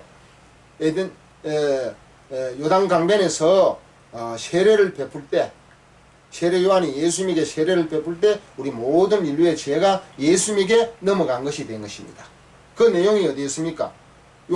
요한복음 1장 29절 말씀에 후반절에 보라 세상 죄를 지고 가는 하나님의 어린 양이로다. 보라 세상 모든 사람의 죄를 지고 가는 하나님의 어린 양이로다 라고 세례를 베푼 세례 요한이 예수님에 대해서 증거한 말씀이 아니겠습니까? 그래서 예수님은 우리의 모든 죄를 짊어지고 3년 반 후에 이스라엘 갈보리 언덕 십자가 위에서 피 흘려 죽으실 때 우리의 죄값이 치루어진 것이에요. 그리고 3일 만에 부활을 한 것입니다. 오늘 고린도전서 15장 17절 말씀에 부활하지 아니하면은 아직도 죄값을 치르기 위해서 아직도 지옥 감옥에 갇혀 있다고 봐야 하는 거예요. 우리 죄인이 재판을 받고 뭐 큰 죄를 지었으면은 형량을 3년이나 5년이나 받으면은 5년짜리는 5년을 교도소에서 시간을 보내서 5년을 죄값을 갚아야 5년 후에 출소를 하지 않습니까? 5년이 지난 다음에 출소를 하면은 그 죄인은 다시 죄인이 아니에요. 죄값을 치르고 놓은 자유인이 된 것입니다. 그와 마찬가지로 우리 예수님도 우리 인류의 모든 죄를 대신 짊어지시고 십자가에 못 박혀 피 흘려서 죽으시고 난 다음 3일 만에 부활하신 거예요. 그러니까 우리 모든 인류의 죄값은 3일 동안 갚아진 것이다. 그래서 만일 고린도전서 15장 17절에 그리스도께서 다시 사신 것이 없으면 너희 믿음도 헛되고, 예수님께서 우리 죄를 짊어지시고 죽으셨다가 다시 못 살았으면은 아직도 죄를 갖고 있는 거예요. 믿음이 형성이 안 돼요. 믿음이 헛되고 너희가 여전히 죄 가운데 있을 것이요, 예수님이 죽었다가 부활 못했으면 우리가 여전히 아직도 죄 가운데 있는 거예요. 왜냐? 예수님이 아직도 죄값을 갚고 있는 중이기 때문에, 부활을 못하시기 때문에. 그러나 예수님은, 죄 없는 예수님은 우리 모든 인류의 죄를 대신 짊어지시고 십자가에 못 박혀 죽으시고, 예수님은 죄가 없는 분이기 때문에 죄값을 3일 동안 치르시고 3일 만에 부활하시기 때문에 우리의 모든 죄값이 3일 안에 다 지불이 되고 처리가 되고 청산이 된 것입니다. 그렇기 때문에 우리의 믿음은, 죄사함 받는 믿음은 이제 온전한 믿음이 된 거예요. 우리 죄값이 다 예수님이 대신 지불했기 때문에 그 예수님을 믿으면은 우리 죄가 깨끗이 사해진 것을 믿어야 되는 것입니다. 그 증거가 예수 피, 예수님의 피값으로 우리 죄가 깨끗이 다 지불이 되고 죄값이 용서가 되고 사해졌기 때문에 우리는 이제 죄인이 아니고 의인이 된 것이에요. 로마서 5장 9절 말씀에 그 피를 인하여 의롭다 하심을 얻었은즉 그로 말미암아 진노하심에서 구원을 얻을 것이라 그랬잖아요. 예수 피로 말미암아 죄 사함을 받으니까 이제는 우리가 의롭다함을 얻었습니다. 죄인의 신분에서 예수님의 대속의 죽음으로 말미암아 의인의 신분으로 변화된 사실을 믿으시길 바랍니다. 예수님을 믿는다 하는 것은 뭘 믿는 것입니까? 내 죄를 용서받았다는 것을 믿는 거예요. 마태복음 1장 21절 말씀에 아들을 낳으니 이름을 예수라 하라. 이는 그가 자기 백성을 저희 죄에서 구원할 자이심이라 하니라. 우리 죄에서 구원하러 오셔서 십자가에서 우리 죄에서 구원해 주신 것입니다. 그렇기 때문에 우리는 예수 피로 말미암아 죄사함을 받았기 때문에 요한 1서 1장 7절 말씀에 그 아들 예수의 피가 우리를 모든 죄에서 깨끗하게 하실 것이요 큰 죄든 작은 죄든 알고 짓든 모르고 짓든 모든 죄에서 우리가 용서함을 받고 깨끗함을 받은 줄 믿으시기를 바랍니다. 뭐가 제사함을 받았습니까? 우리 혼이 제사함을 받은 거예요. 우리 혼이 제사함을 못 받고 더럽고 추하고 악한 죄가 있으면은 죄 없는 성령님이 우리 속에 들어오려고 해도 들어올 수가 없어요.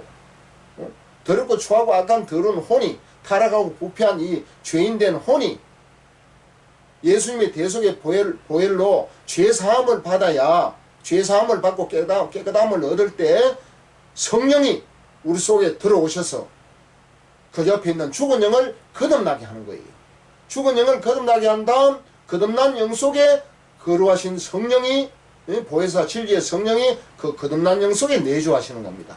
영원토록 내주하시는 거예요. 이 말씀은 사도행전 2장 38절 말씀에 죄사함을 받으라 그리하면 성령을 선물로 받으리니 그랬잖아요. 혼이 죄사함을 받으니까 성령이 들어오셔서 죽은 영을 다시 살려주시고 그 살려놓은 영 속에 성령이 내주하시니까 성령을 받게 되는 것입니다.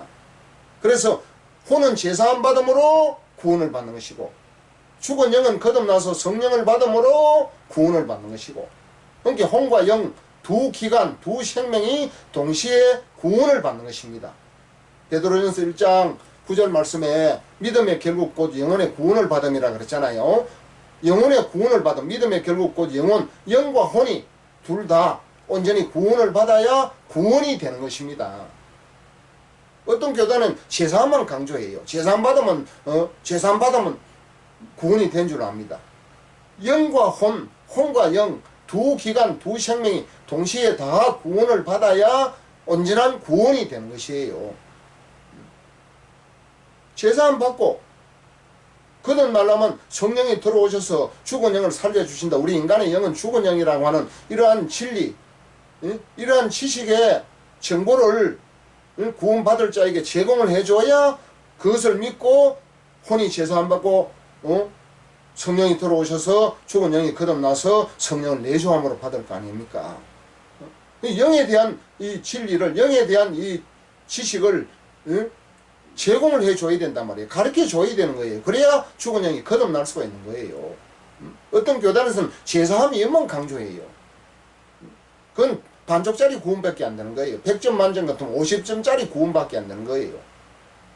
혼이 죄사함 받고 구원을 받아야 되는 것이고 죽은 영이 거듭나서 영생을 얻고 성령을 내주함으로 받아야 영과 혼과 영 두 기관 두 생명이 동시에 구원을 받아야 온전한 구원이 된다라고 말을 할 수가 있는 것입니다. 물론 우리 육신은 예수님 재림 때 부활해서 신령한 몸으로 이제 부활할 때 몸이 구원을 받게 된다. 그렇게 볼 수가 있는 것입니다. 예수 초림은 영혼 구원, 예수 재림은 몸의 구원이에요. 예수 초림 때 이 영과 혼이 반드시 제사함 받고 거듭나야 하는 것입니다. 제사함 받는 것은 혼, 거듭나는 것은 영입니다. 제사함 받고 거듭나고 예수 초림으로 예수 보혈로 제사함 받고 거듭나는 것이고 예수 재림 때 우리 죽은 몸이 다시 신령한 몸으로 부활해서 몸이 구원을 받는 것입니다. 그래서 신령한 몸으로 부활한 그 신령한 몸과 제사함 받고 거듭난 영혼이 하나가 되어가지고 연합을 해가지고 영생 복락을 누리는 것이에요.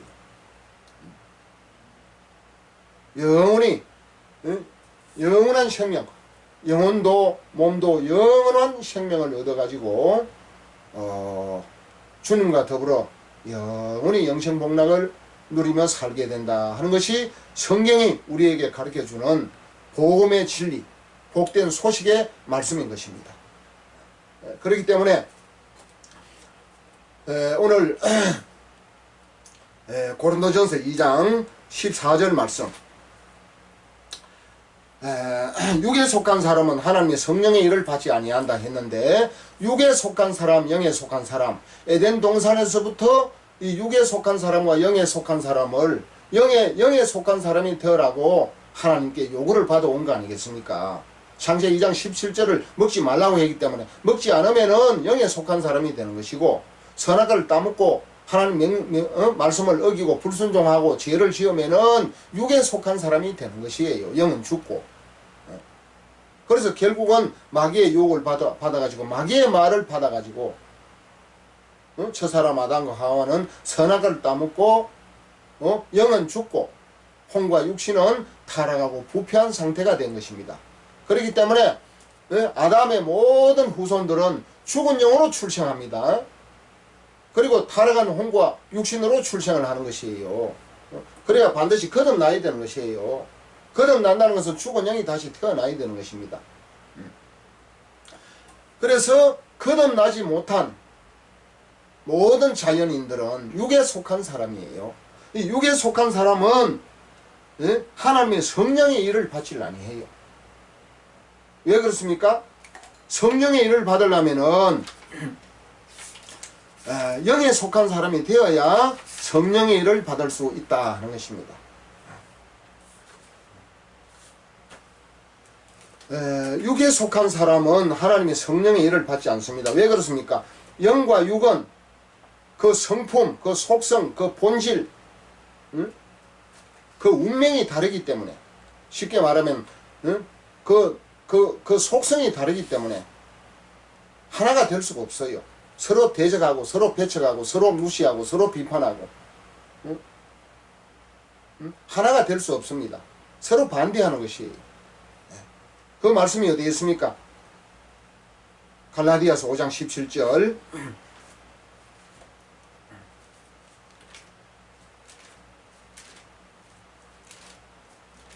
갈라디아서 5장 17절 말씀에 보면 육체의 소욕은 성령을 거스리고 성령의 소욕은 육체를 거스리나니 이 둘이 서로 대적함으로 너희의 원하는 것을 하지 못하게 하려 함이니라. 우리가 원하는 것은 거듭나서 영의 삶을 살고 영생을 얻고 영생을 누리고 영생의 삶을 사는 것이 우리가 원하는 거 아니겠습니까? 하나님과 같이 사는 것이 원하는 거 아니겠습니까? 근데 육체의 소욕이 이걸 못하게 하는 거예요. 육체의 소욕이라는 것은 혼과 육신을 말합니다. 그렇기 때문에 혼과 육신은 타락하고 부패한 상태이기 때문에 하나님의 말씀, 영이신 하나님의 말씀을 받지 않습니다. 진리의 성령을 또 받지 않습니다. 어떻게 해야 됩니까? 육신의 사람에서, 육에 속한 사람에서 영에 속한 사람으로 바뀌어져야 되는 거예요. 어떻게 바꾸어집니까? 제사함 받고 거듭나서 죽은 영이 다시 태어나서 거듭나서 영의 사람이 되어야 하나님의 성령의 일들을 받을 수가 있는 것입니다. 육에 속한 사람은 하나님의 성령의 일을 안 받습니다. 그렇기 때문에 마태복음 16장 24절에 자기를 부인하고 자기 십자가를 지고 나를 따르라 그랬잖아요. 자기를 부인해야 돼요. 왜 부인해야 됩니까?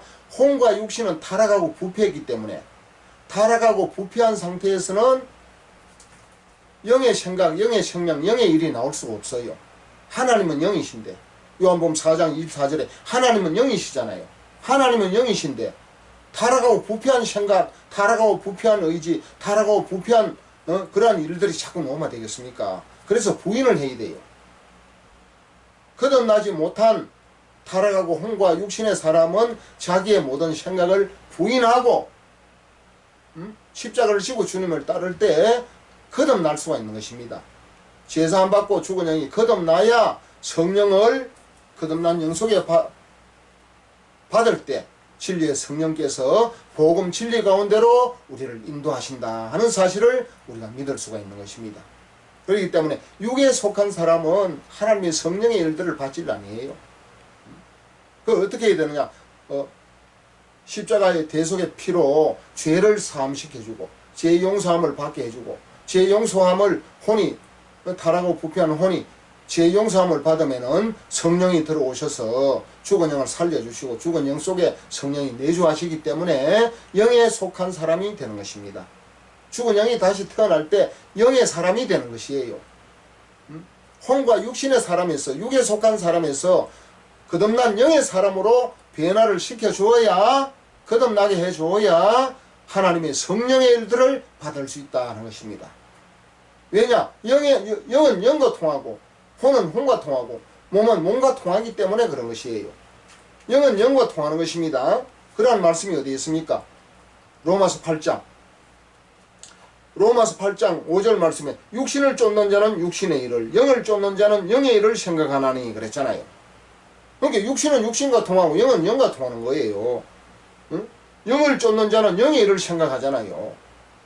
영은 영과 통하고 혼은 혼과 통하고 육신은 육신과 통하는 것입니다. 응? 그래서 로마서 8장 6절에 육신의 생각은 사망이요 영의 생각은 생명의 변화이라 그랬잖아요. 육신의 생각은 사망이에요. 하나님은 영이신데 하나님은 영생을 살잖아요. 영의 생각이 영생을 살기 때문에 생명이 있는 것이고, 영생이 있기 때문에 엎어지나 자빠지나 뭐 영생을 살기 때문에 육신의 생명은 잠시 죽어서 예수님 재림 때 다시 부활하니까 뭔 걱정이 있습니까? 영의 생각을 하면은 생명이고 영생이고 생명이고 그러기 때문에 이어서 평안한 거지요. 불안합니까? 편안한 거지. 육신의 생각은 사망이기 때문에 항상 불안, 초조, 걱정, 근심이고, 거듭난 영의 생각은 생명이 영생이 있기 때문에 생명이기 때문에 항상 편안하고 강건하고 소망, 희망이지요. 앞으로 우리 육신의 생명도 신령한 몸으로 부활할 것이기 때문에 큰 소망을 가지고 희망을 가지고 편안한 마음으로 믿음의 삶을 살고 살 수 있지 않겠습니까? 거듭난 영의 생각이 생명의 편안입니다. 거듭나지 못한 혼과 자연인들, 혼과 육신의 생각은 태어나서 죽을 때까지 해봐야 사망이에요. 거듭나지 않고서는 그 속에 생명이 없습니다. 그렇기 때문에 생명의 생각을 할 수가 없어요. 거듭나지 않고서는, 거듭난 영이 없고서는 영의 생각을 할 수가 없어요. 영 안에 영생이 있잖아요. 영이 영생입니다. 영의 생명이 없으면은 영생을 살 수 없어요. 사망일 뿐이에요. 육신의 생명, 8, 90년, 100여 년 사는 그때 육신의 생명만 살 때만, 억지 편안, 억지 행복을 누리고 찾을지 모르지만은, 육신의 생명은 언젠가는 반드시 죽게 되기 때문에 항상 불안, 초조, 근심, 걱정이 가득한 것이지요. 거듭난 영의 생명이 생명과 편안입니다. 영의 생각을 하려면 어떻게 해야 됩니까?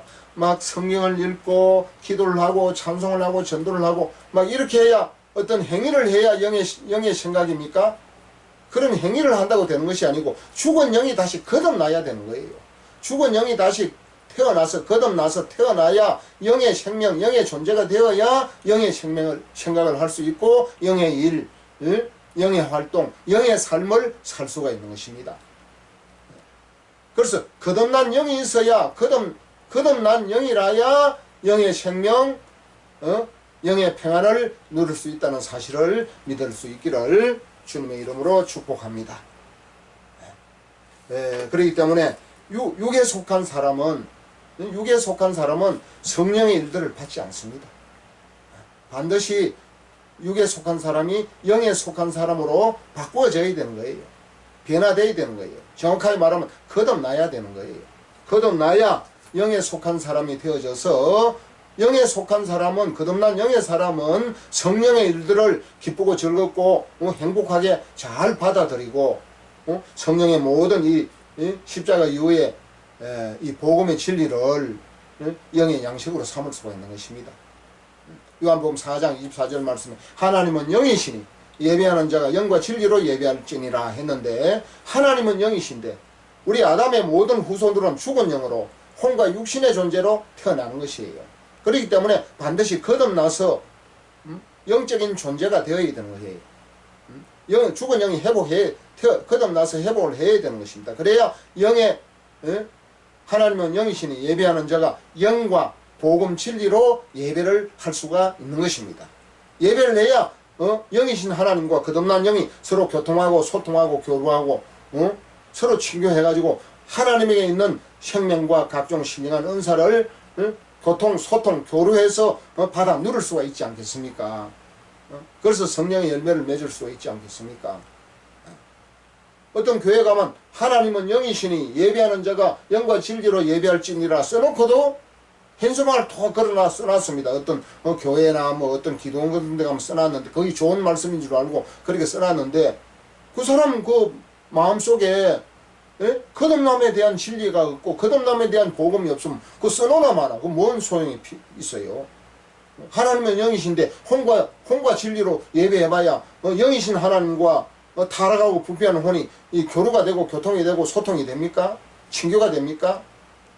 육신의 생각은 하나님과 원수가 되는데 로마서 8장 7절에 육신의 생각은 하나님과 원수가 된다 그랬잖아요. 고린도전서 2장 14절에 육에 속한 사람은 하나님의 성령의 일들을 받지 아니하나니 그랬잖아요. 또 유다서 1장 19절 한번 찾아보겠습니다.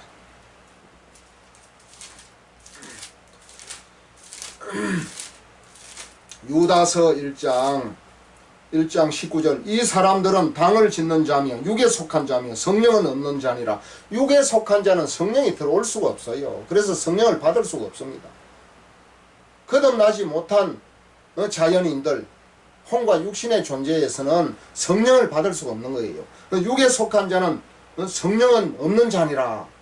육에 속한 자며 성령은 없는 자니라 그랬잖아요. 성령이 없는 육에 속한 자가 당을 짓고 분열하고 시기 질투하고 온갖 육신적인 그러한 악하고 추하고 더러운 일을 자꾸 만들어내고 발생을 시키는 거 아니겠습니까?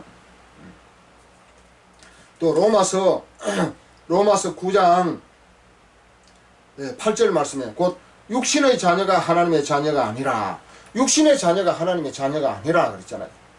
육신에 속한 자는 하나님의 자녀가 아닙니다. 요 자연인들 거듭나지 못한 모든 이 사람들 하나님의 자녀입니까? 마귀의 자녀입니까? 요 돌아다니는 이 대전 시내 대전 역전에 대전역 그 주변에 또 요 은흥정 거리 대전 요 문화의 거리 사람이 얼마나 많이 돌아다닙니까? 그 사람 중에 두 종류로 나눌 수가 있습니다. 거듭난 영의 사람, 거듭나지 못한 육에 속한 사람. 거듭나야 영에 속한 사람이 되지 않습니까? 영에 속한 사람이라야 영이신 하나님의 자녀가 되고 복음의 일꾼이 되고 하나님 나라 백성이 될 수가 있는 것입니다. 자연인들은 육에 속한 사람이에요. 육에 속한 사람은 하나님 자녀입니까? 마귀 자녀입니까? 마귀 자녀입니다. 마귀 자녀인데도 자기가 마귀 자녀인 줄 모르고 그냥 살아가잖아요. 그렇게 살다가 육신의 생명이 죽을 때 그 타락하고 부패한 혼은 지옥 유황불 속에 들어가서 영원한 행벌 영원한 고통을 받는 거 아니겠습니까? 육에 속한 사람은 성령이 없는 자입니다. 육에 속한 사람은 하나님의 성령의 일을 받지 아니합니다. 거듭나서 영에 속한 자라야 하나님의 성령의 일들, 하나님의 성령의 진리의 성령의 말씀을 잘 받고 깨닫고 믿고 이해할 수 있다는 사실, 믿음의 영적인 믿음의 삶을 살 수 있다는 사실을 믿으시기를 주님의 이름으로 축복합니다. 오늘 여기까지 공부하겠습니다. 다음 시간 다시 뵙겠습니다. 감사합니다.